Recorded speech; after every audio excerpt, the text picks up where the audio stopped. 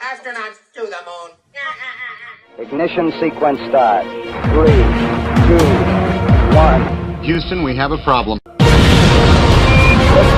We have a liftoff.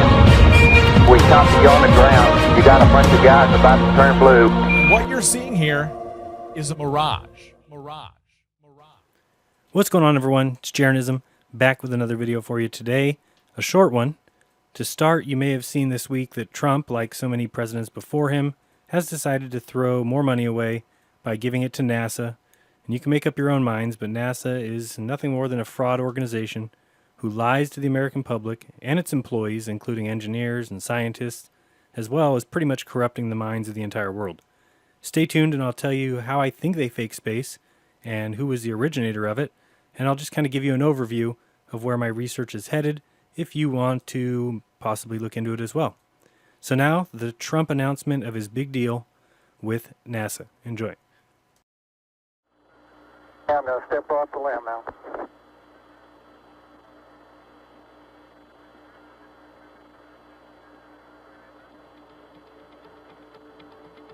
That's one small step for man, one giant leap for mankind.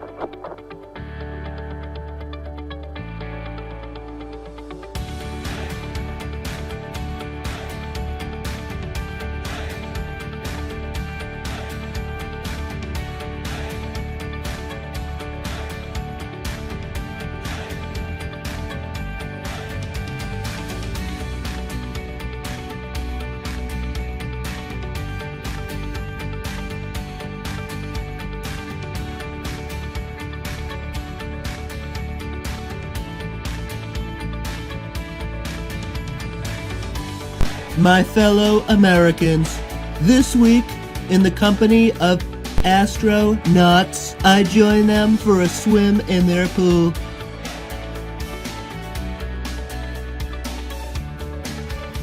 It's huge. They showed me how they have deceived the world for almost 60 years, pretending to be in space when really their rockets go nowhere. Though it looks easy to fake satellites, spacewalks, Mars rovers, and the ISS live, it's not cheap. I authorized billions so you can continue to believe in space. You're welcome.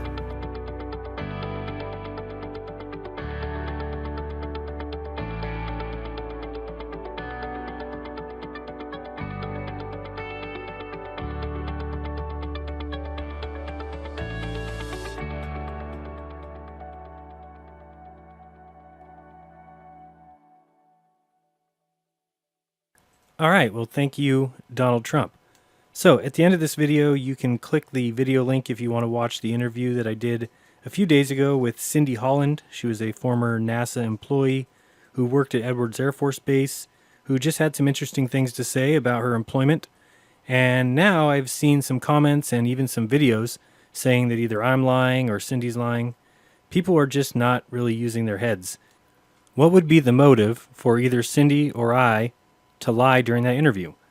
I simply saw an article on the web that mentioned her and got in contact with her and asked her to come on my show and talk about it.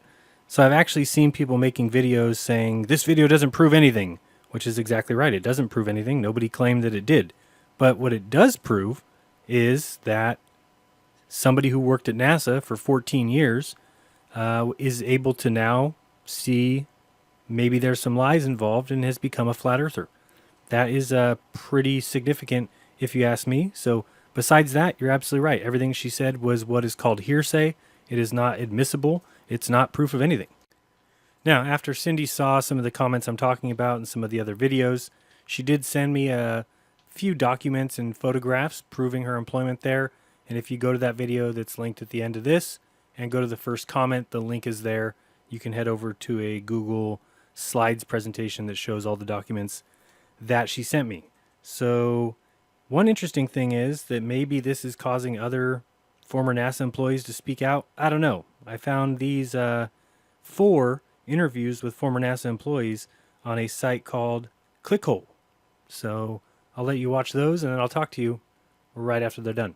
For 12 years at NASA, my job was to crouch near the airlock on shuttle missions to keep astronauts from wandering out into space. Most of the time I was able to scare them off with a few squirts of vinegar, but there were always a handful of astronauts who got past me. They'd run out into space and they'd die, and then once they were dead, I would go into their rooms and eat all of their extra space meals. I ended up gaining over 100 pounds from all the dead astronaut space snacks that I ate, and that was problematic because the flaps of fat that developed on my chest would drift upwards in zero gravity and suffocate my face. This was ultimately why I had to retire. In the early years of the space program, all we wanted to do was hurl apes into space. That was NASA's only objective, to send the apes to outer space and watch them explode. President Eisenhower would call us on the phone and say, "I've got a whole bus full of juicy apes coming your way. America's counting on you eggheads to send those bastards screaming into the cosmos till they pop." I remember this one time, we received a shipment of 60 of the plumpest, juiciest apes we'd ever seen. Our orders were to throw them up into the sky and have them explode into a magnificent cloud of guts for the American people to marvel at from their driveways.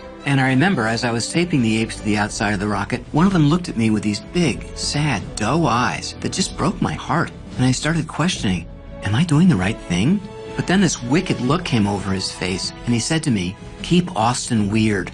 And that's when I realized that all the apes were monsters who deserved to explode. As the budget for the space program dwindled over the years, we began exploring how to use our skills as scientists to procure more funding. One idea we pursued involved hurling what was essentially fishing line into space with some goat meat on the end of it and trying to catch an alien so that we could reel the alien back to Earth and teach it about blue jeans. The hope was that the alien would be impressed by the blue jeans and would want to buy them for everyone on its home planet. And we would sell them to the aliens for $1 million. Easy money, right? Well, unfortunately, the alien we did end up catching didn't have legs. It was just a glob with thousands of teeth, and it saw no value in blue jeans. In the end, all we could do was smash the alien up with a hammer and sell its meat to a dog food factory for $50. Not quite the million we were hoping for, but still pretty good. My job was analyzing research data that the Curiosity rover would send back from Mars. A couple of years into the mission, we started receiving strange transmissions from the rover. They'd say, "Send wife," over and over again. We just assumed it was some sort of glitch and ignored it. But not long after that, we noticed in photo samples that he had built himself a wife out of rocks. It was remarkable. He would keep it clean and feed it oil and sort of nuzzle it with his face. Sometimes he'd just drive in circles around it for hours and hours. It was around this time he stopped responding to us. Now I'm not so sure about those interviews. I don't think they really prove anything. All right, clearly those are a joke. Funny though, very funny.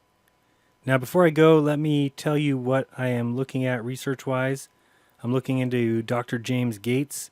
He's the one that found the computer code in the equations that we use for the universe, code written by Claude Shannon. Do some research on him and you will see that he worked right along with Vannevar Bush and Rockefeller. And Bush is the one, of course, who started the Manhattan Project. He's also responsible for the National Science Foundation. Also was a very early chairman of NACA, which became NASA. So where am I going with this? Well, I think space is probably a computer code written in the 1940s and stuck into a computer long ago to fool the world. Now, who knows if that's true, but I'm going to keep digging. So it's either the universe that NASA has been hiding from us is nothing more than computer code put into a computer in the 1940s, or if that's not the case, then it looks like the creator and all of us involved are all a simulation that has been programmed into a computer at an undetermined time in the past. That sounds a little bit crazy to me. I think what makes more sense is that men out there wanted to do something pretty wicked to gain control, and they saw an opportunity to put that code into play. And because NASA's the only one that goes up there and can investigate these claims, well, they'll forever be right until somebody can get up there and measure how big is Saturn, how far away is the sun. But as long as we're depending on NASA, we can keep expecting their facts and figures to be held up as the reality that we're stuck with for now. But I'm going to keep digging. Join me if you want. But be kind to each other. Don't lie to each other. And open your mind, because there's truth inside. Till next time, this has been Jaronism. Peace!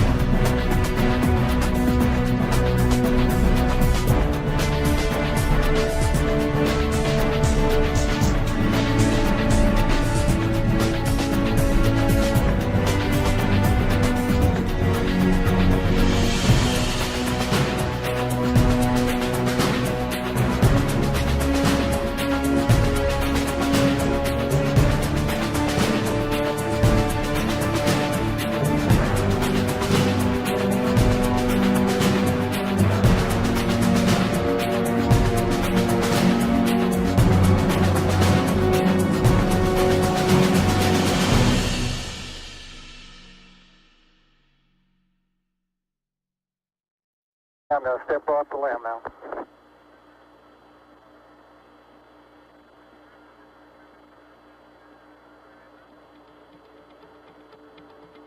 That's one small step for man, one giant leap for mankind. What's going on, everyone? It's Jaronism, back with another video for you today. A short one. To start, you may have seen this week that Trump, like so many presidents before him, has decided to throw more money away by giving it to NASA. And you can make up your own minds, but NASA is nothing more than a fraud organization who lies to the American public and its employees, including engineers and scientists.